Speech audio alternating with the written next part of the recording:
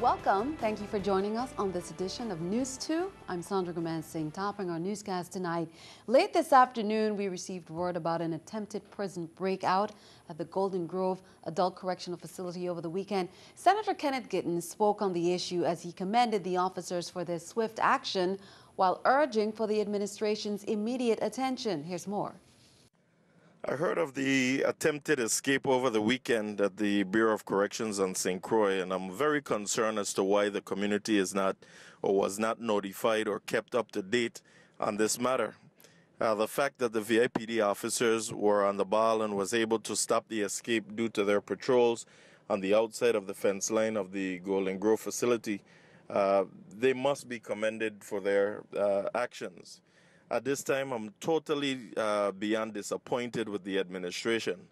I'm not sure what it is the governor is waiting for to replace the leadership of the Bureau of Corrections.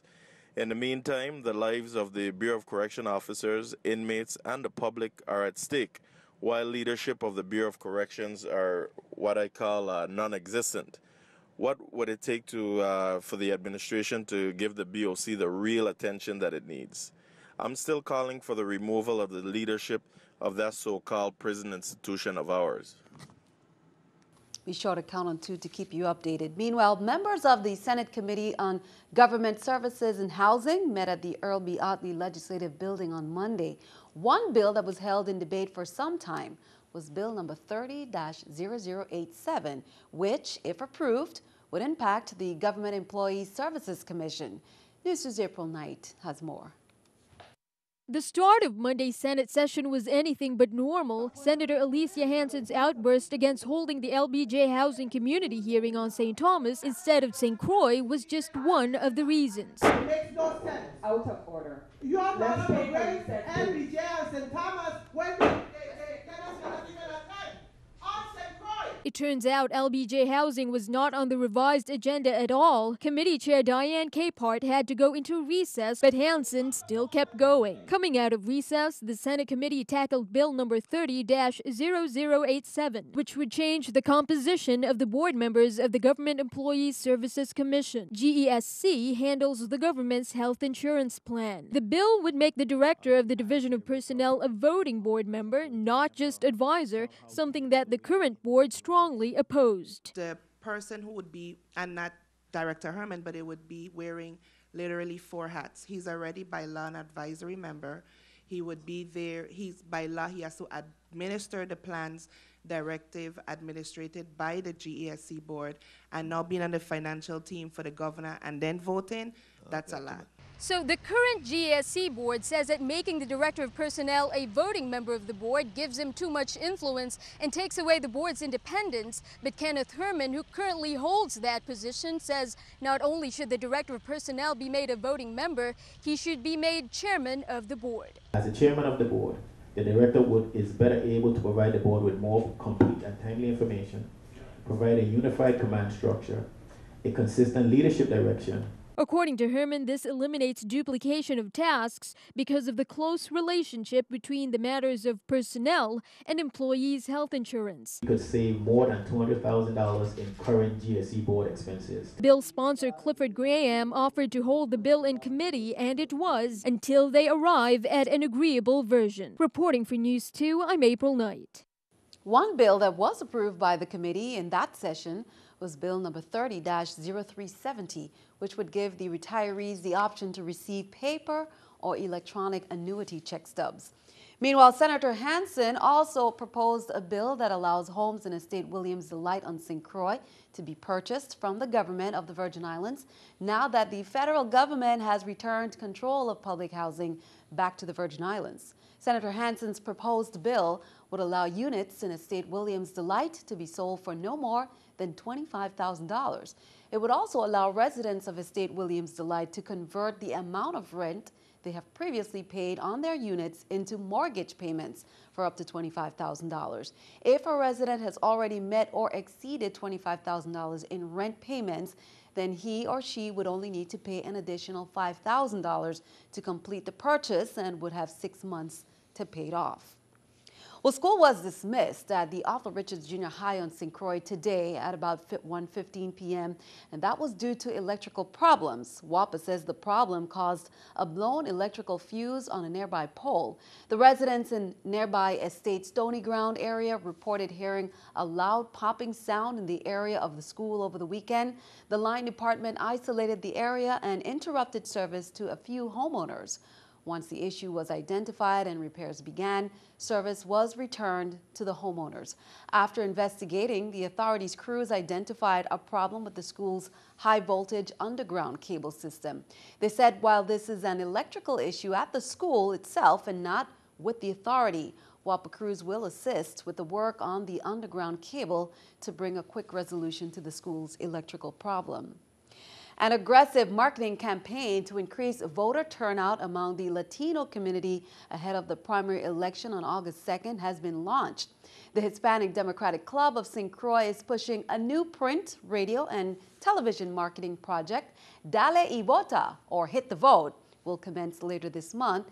There are a few events lined up. The first event will take place on Saturday, June 14th at the Sunshine Mall, where the group will join the New Horizons Women Democratic Club for a voters registration drive and voting machine demonstration. The demonstrations will begin at 10 a.m. 9 new campaign posters will be unveiled at that time, in addition to a free concert featuring local artists Yaco La Pota, Cruz Rock, and Denise from 12:30 p.m. to 3 p.m. later that day. Gubernatorial candidate Soraya Diaz-Cofelt and her running mate John Canegata are back on the ballot. Cofelt and Canegata's nonpartisan ticket has been disqualified by the election system because of Canegata's strong Republican affiliation. Allowing the ticket would create chaos, voter confusion. According to the election system, District Court Chief Judge Wilma Lewis, however, granted a temporary restraining order that blocks the election system from disqualifying the candidate, saying they fulfill the 4 requirements of injunctive relief. Cofelt and Canegata will remain on the ballot until the court decides otherwise.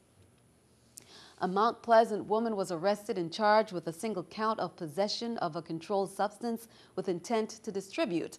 According to an affidavit, a police officer assigned to the high-intensity drug trafficking force discovered the illegal drugs on May 28th while he was conducting an unrelated investigation with a federal agent.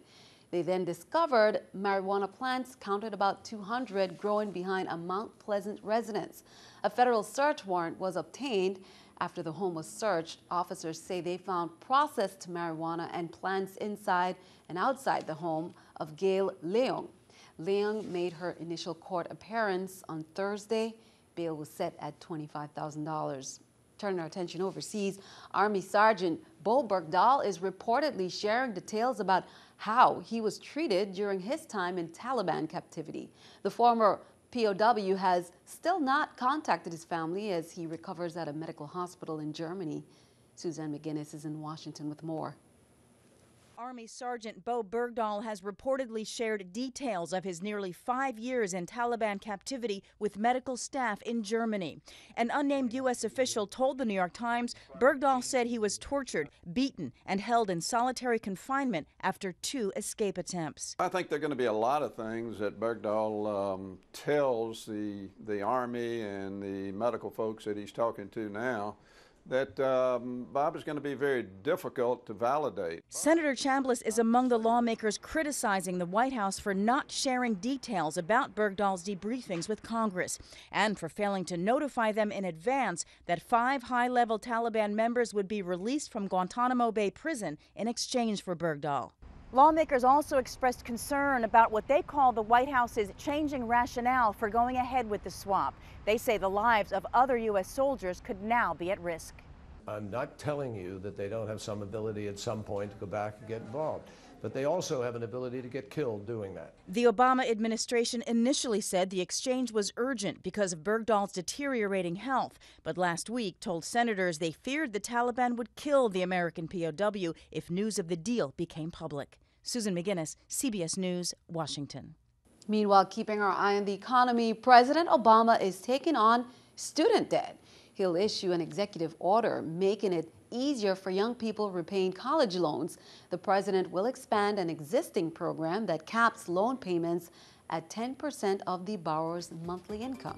The White House says about 5 million more borrowers will likely be eligible for the program, but it won't kick in until December 2015. Here's the New York Stock Exchange with our stock market watch. The Dow, Nasdaq, S&P all up. The Dow 18, Nasdaq 14, S&P 1.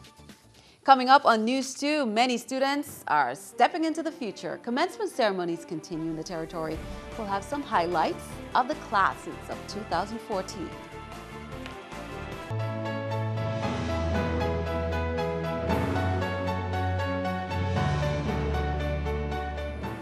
At Antilles School, family, friends, and faculty celebrated commencement ceremony. The Mark C. Marin Center was filled as 33 seniors received their high school diplomas on Saturday.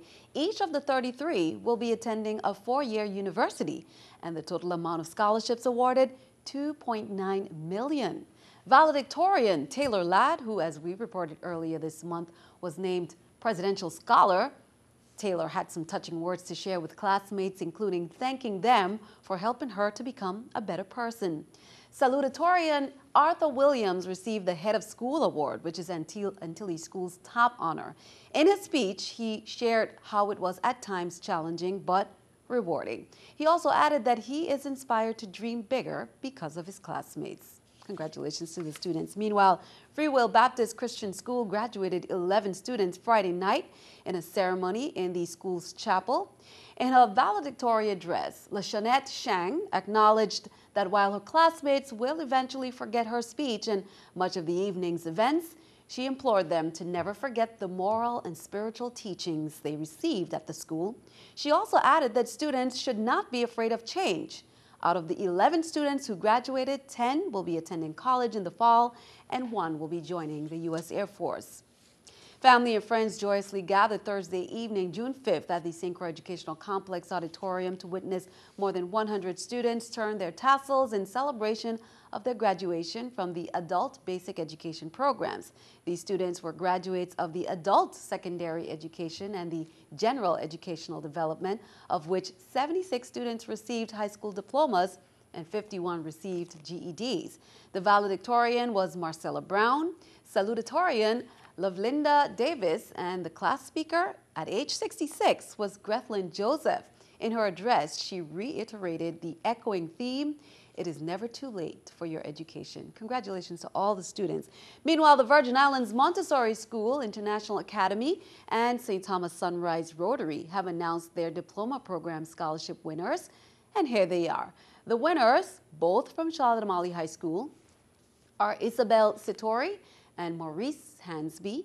The purpose of the scholarship is to significantly impact the life of a student whose intellect and desire for change ignites their passion for learning, and to offer a student who may not otherwise be able to attend the school be given the opportunity. That's according to Montessori. This year, the committee found that these 2 young applicants equally fit the criteria for the scholarship, and it has been decided to award them both the scholarships for the 2014-2015 and 2015-2016 school years. Congratulations to both the students. The University of the Virgin Islands Board of Trustees met Saturday on St. Croix.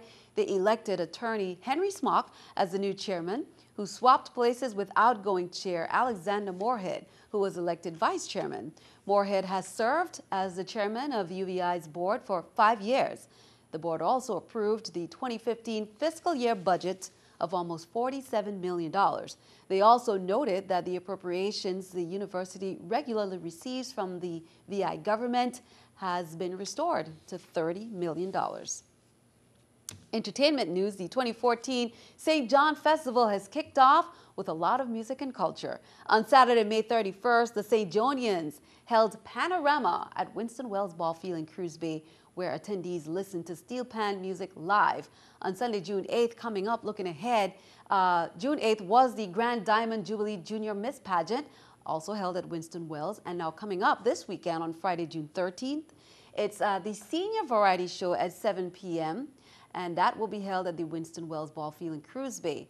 On Saturday, June 14th at 8 a.m., bikers are heading out for the festival bike race at the National Park office in Cruz Bay. And on Sunday, June 15th, 6 p.m., it's the Festival Princess Selection Pageant.